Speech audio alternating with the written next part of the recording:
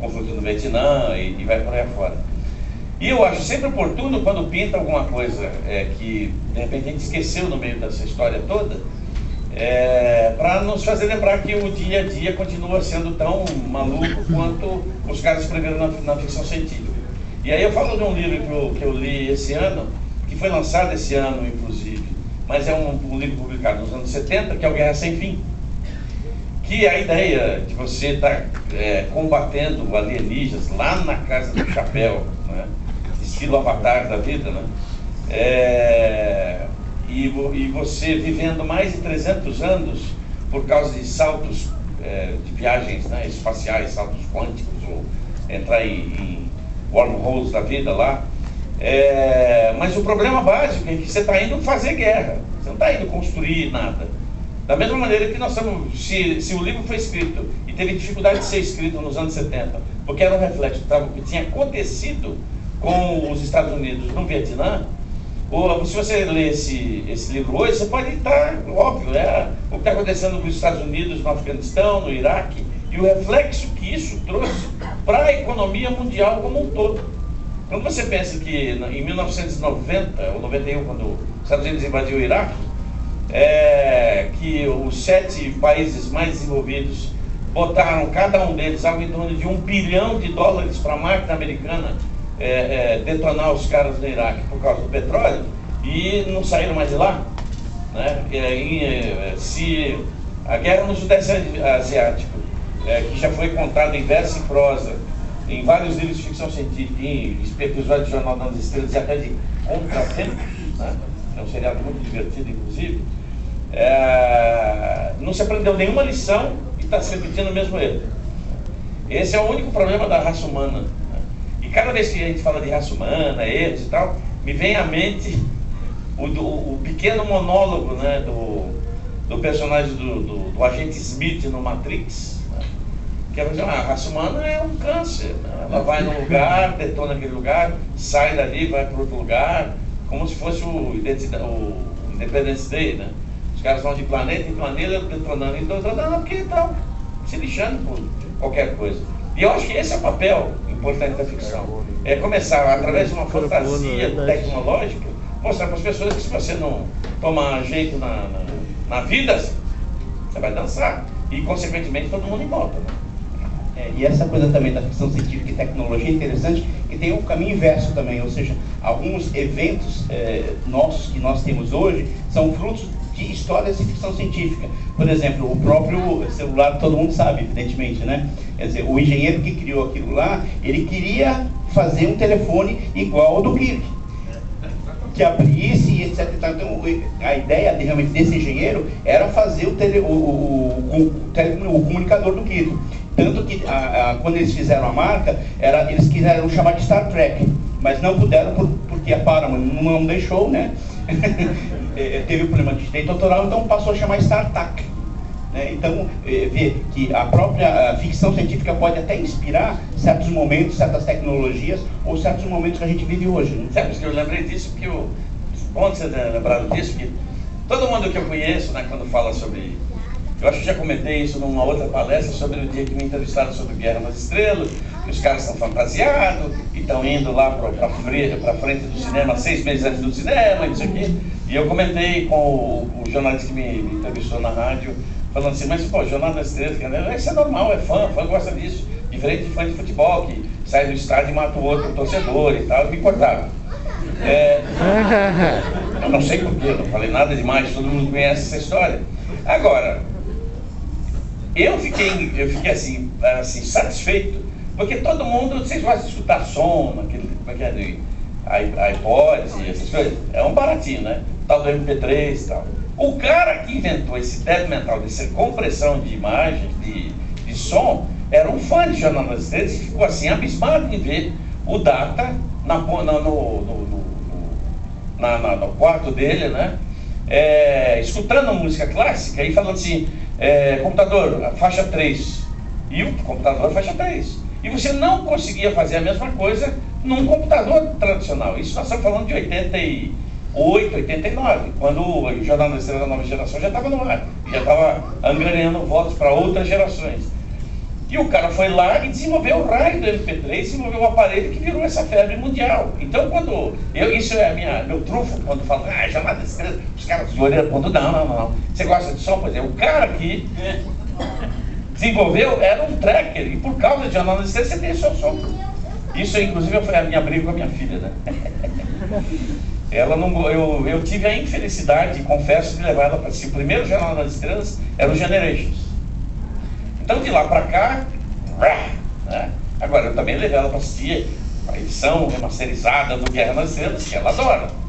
Eu tive que fazer uma chantagem filha da mãe para ela assistir Star Trek, em casa, em DVD, porque no cinema ela se recusou. É um filme legal, até que é um pouquinho melhor. Então, é complicado isso. Gerações. Eu consegui viciar as meninas em Star Trek. As meninas e os namorados, a gente fez uma maratona. Não, meu marido, ele é tracker, ele fez uma maratona com todos os filmes, inclusive o primeiro, que todo mundo fala que é chato pra caramba, que ninguém gosta, né? Ele contava, ele empolgou os meninos de tal maneira, que quando acabou, né? Aí eu virei e falei assim, isso é porque eles não viram ainda a Ira de Khan. Vamos ver agora, a gente quer assistir, vamos assistir, começaram a assistir a Ira de Khan.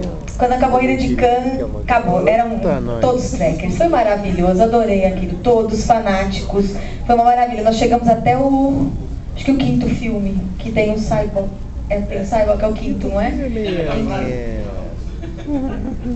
Porque Deus precisa de uma nave estelar. É fantástico. E chegamos no quinto filme e eles estão atormentando a gente para passar os outros para eles, porque eles adoraram. Foi uma boa ideia. Não tentem convencer seus filhos a assistir o seriado ou os episódios da clássica primeiro. Começa pelos filmes, que aí, todo mundo se apaixona. E quando você coloca a clássica, todo mundo fica doido para assistir. É maravilhoso. Aliás, Silvia, é incrível como tem tracker em todos os lugares que você pode. Tem os assumidos, né? Você falou, seu marido, eu sou dessa, e aqueles que você começa a conversar e eu gosto, não sei, e não tem em todos os lugares. Não, é engraçado, o pessoal disfarça, pra caramba, fica naquelas de que é aquele. Quando você começa a conversar, que eles começam a falar certas coisas que só tracker sabe, né? Não tem jeito, né? Aí você fala, putz, mas gente, eu tenho um caso muito interessante. Agora, eu acho que fechou lá em Las Vegas o Star Trek Experience, né? E fechou, né? Infelizmente, gente, eles fizeram na entrada, na fila, né? Eles têm todas as gerações, desde o nascimento de cada personagem, com as datas estelares, com o que acontecia no mundo, com a criação das naves, sabe? É muito bonito. E nós levamos as meninas, né? E foi quando elas descobriram que o pai delas era tracker, porque passava na televisãozinha, assim, na fila, aquelas perguntinhas, né? Quem fez tal coisa? Quantas pessoas, não sei aonde? E ele tava assim, e nós estávamos distraídos, e ele ficava assim, A. Aí depois ele falava C. E nós lá na fila, conversando. Aí uma hora eu olhei pra televisãozinha, tava lá as questões, né? A, B, C, e ele, A. E ele acertou. Aí, C, acertou de novo. Aí o meninas, presta atenção no papai. Ele acertou todas as perguntas que estavam escritas lá enquanto a gente esperava. Mas o detalhe é que é o seguinte, nesse brinquedo, você faz uma visita à ponte. Depois eles incrementaram, teve uma parte que tinha os Borgs, que é muito, muito legal. É uma pena mesmo que o brinquedo não existe. Você faz uma visita à ponte, e aí eles falam, vocês são do passado, vocês vão voltar pro tempo de vocês. E eles nos levam no turbo elevador, já faz aquele barulhinho daquela porta. E é assim, eu tava me controlando ao máximo para parecer normal, mas foi difícil. Eu ficava assim, né? Ai, olha a porta, agora a porta fechou. Aí começou aquela... Você via o turbo elevador, tinha as luzes, e eu, ai meu Deus, tem as luzinhas, e as meninas, filha, calma mãe, eu tô bem, filha, tô bem. Tinha uma mocinha, uma moça oriental, eu não sei se ela era japonesa mesmo, porque eu não conseguia entender o que ela falava, porque ela só ficava assim, cada coisa que acontecia, essa moça parecia que ia ter um troço. A gente entra numa sala e eles colocaram a gente em fileirinhas, né?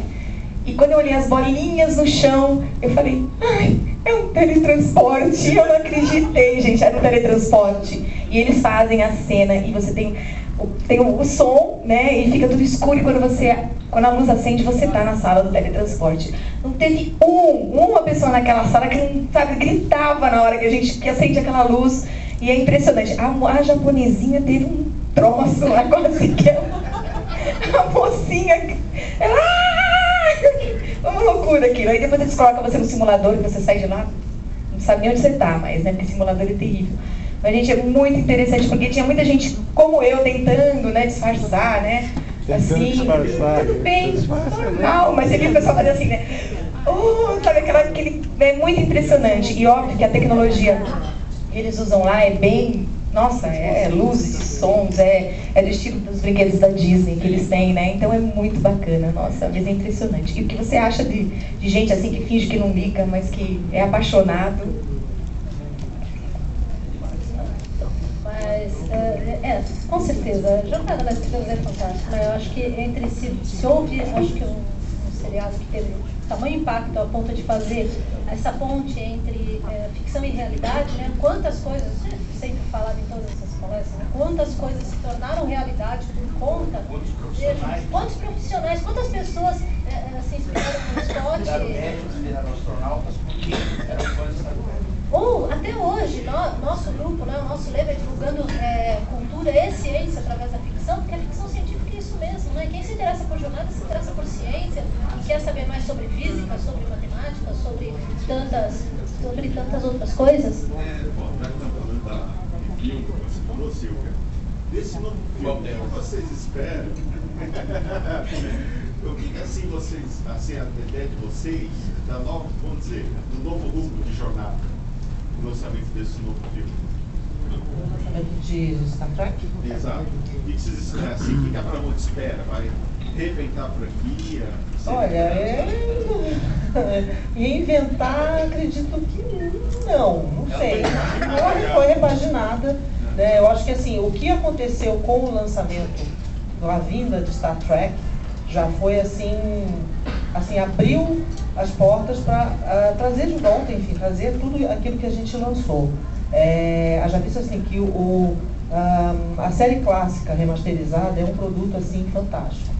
Eu acho que quem viu o que era antes e o que foi depois da remasterização, eu assisti na TV e estou assistindo agora remasterizado, então realmente então isso tudo assim aconteceu porque realmente se reativou com o lançamento de Star Trek. Agora a gente tem a confirmação de que vem o Star Trek 2. Sinceramente, até agora não tem nada confirmado, mas eu, assim, na minha humilde opinião, eu acredito que a Paramount vai aproveitar sim essa leva e trazer novidades. A gente tem o Blu-ray, que com certeza esses produtos estão sendo remasterizados para serem lançados em Blu-ray.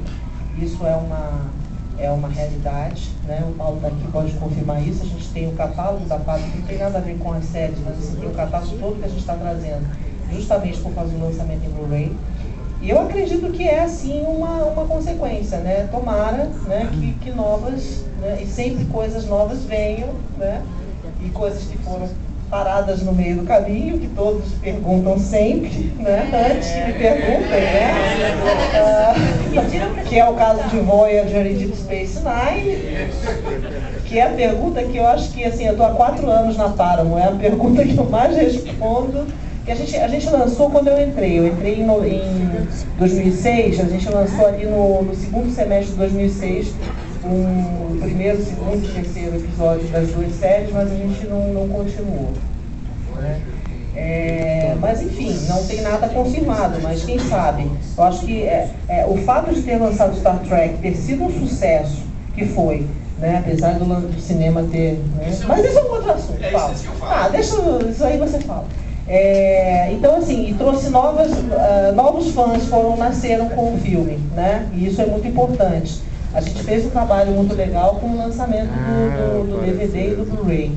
O Blu-ray ficou um produto sensacional também. Eu acho que é uma consequência. A gente tem, sabe, sempre falamos, a gente sempre é a favor de lançar, claro, né?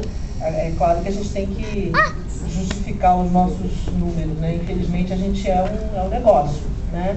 Só se lança o que se vende, né? Então, assim, realmente é por conta disso que A ou B não é lançado. Mas eu acho que, assim, a gente sabe, a Paramount, não só aqui no Brasil, mas mundialmente, sabe da importância do que é o fã, né, de jornada. Isso é algo importante, né? Eles têm um respeito muito grande por vocês. Isso eu posso dizer com certeza.